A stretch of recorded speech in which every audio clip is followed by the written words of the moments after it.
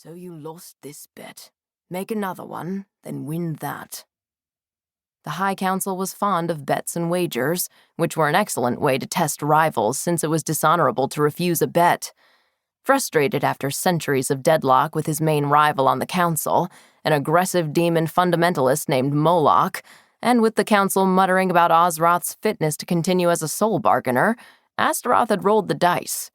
If Ozroth succeeded in his next bargain within the allotted time, Astaroth would win whatever prize or punishment he wanted from Moloch. If Ozroth failed, Moloch could decide the prize or punishment.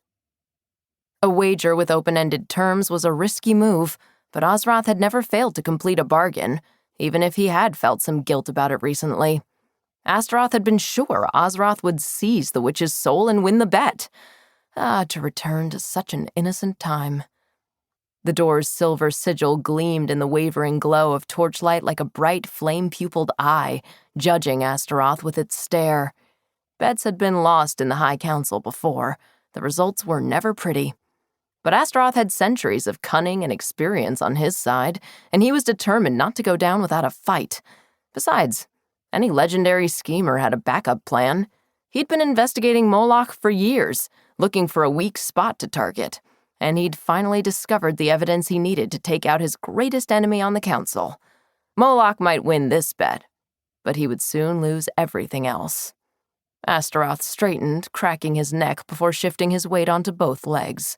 Sharp pain shot through the injured leg, but he gritted his teeth and started walking without a limp. The scent of his blood might be in the air, but Astaroth had fangs as sharp as any hellhound's. Time to show them.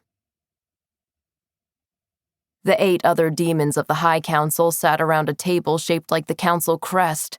The slab of basalt was carved with the sigil's design, and molten silver circulated through the grooves.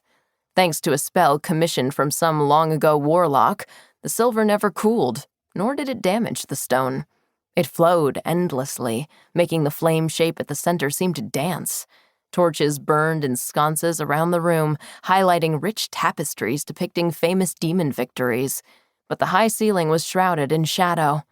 Living stone gargoyles perched in the rafters, barely visible in the darkness. Astaroth had always appreciated a bold aesthetic, and the council chambers delivered. Gothic drama practically dripped down the walls, and although most of the demons in this room, Astaroth included, had smartphones in their pockets, for the next hour they would all pretend they were suspended out of time. The council members stared as Astaroth strolled toward his chair with an air of lazy arrogance. He lowered himself onto the emerald green velvet seat, biting back a sigh of relief. Appearances mattered more than substance in his world. Reality was crafted from lies on top of lies, and Astaroth had long been the best liar of all.